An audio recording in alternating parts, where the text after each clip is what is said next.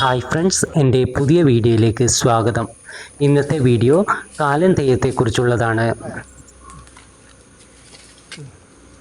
മലബാറിലെ ചില കാവുകളിലും തട്ടകങ്ങളിലും കർക്കിടക മാസം അവസാനത്തോടെ അഥവാ കർക്കിടക സംക്രാന്തി നാളിൽ കെട്ടിയാടുന്ന ഒരു പ്രത്യേക തെയ്യക്കോലമാണ് കാലൻ തെയ്യം.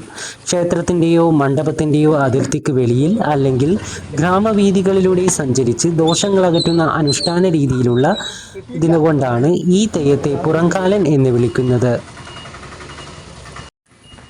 ചേട്ടാഭഗവതിയെയും ജ്യേഷ്ഠയെയും ദേശത്തു നിന്ന് ഇറക്കിവിട്ട് ഐശ്വര്യത്തെയും ശ്രീഭഗവതിയെയും സ്വീകരിക്കുന്നതിനാണ് കർക്കിടക അവസാനത്തിൽ ഈ തെയ്യം ഇറങ്ങുന്നത്.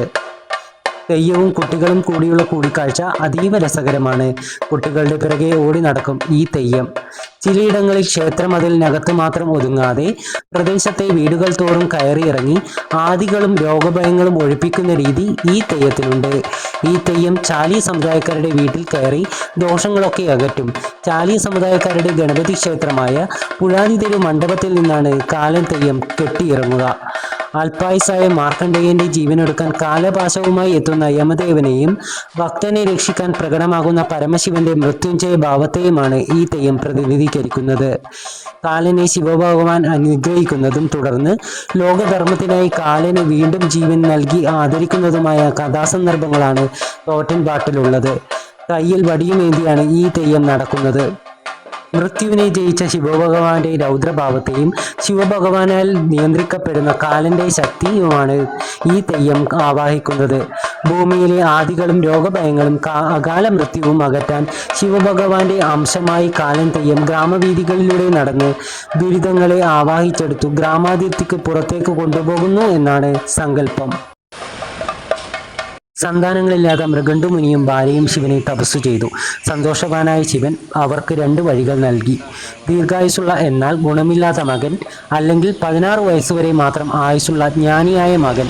അവർ രണ്ടാമത്തെ വഴി തിരഞ്ഞെടുത്തു. അങ്ങനെ ജനിച്ച മാർക്കണ്ഡേയന് 16 വയസ്സ് തികഞ്ഞ ദിവസം യമദേവൻ അവന്റെ ജീവനെടുക്കാൻ എത്തി. മാർക്കണ്ഡേയൻ ശിവലിംഗത്തെ പുണർന്നു കരഞ്ഞു. ഭക്തനെ രക്ഷിക്കാൻ ശിവൻ പ്രത്യക്ഷപ്പെടുകയും തന്റെ തൃക്കണ്ണാൽ യമദേവനെ ചുട്ടു ചാമ്പലാക്കുകയും ചെയ്തു. കാലനില്ലാതായതോടെ ഭൂമിയിൽ മരണം നിൽക്കുകയും ജനസംഖ്യ പെരുകി ഭൂമിദേവിക്ക് ഭാരമാവുകയും ചെയ്തു. ദേവന്മാരുടെ അപേക്ഷ പ്രകാരം ലോകത്ത് വീണ്ടും ധർമ്മവും മരണവും നിലനിർത്താൻ ശിവൻ തീരുമാനിച്ചു. ശിവൻ തൻ്റെ ഇടതുകാലിൻ്റെ പെരുവിരൽ അമർത്തുമ്പോൾ ഉയർന്നു വന്ന തീയഗ്നിയിൽ നിന്നാണ് ഗുളികൻ അവതരിച്ചത്. ശിവഭഗവാൻ ഗുളികന് മരണത്തിന്റെ ഉത്തരവാദിത്വം കൈമാറി ഭൂമിയിലേക്ക് അയച്ചു. യമന്റെ അതേ ധർമ്മം നിർവഹിക്കുന്നതിനാലാണ് ഗുളികനെ കാലൻ തെയ്യം എന്നും വിളിക്കുന്നത്.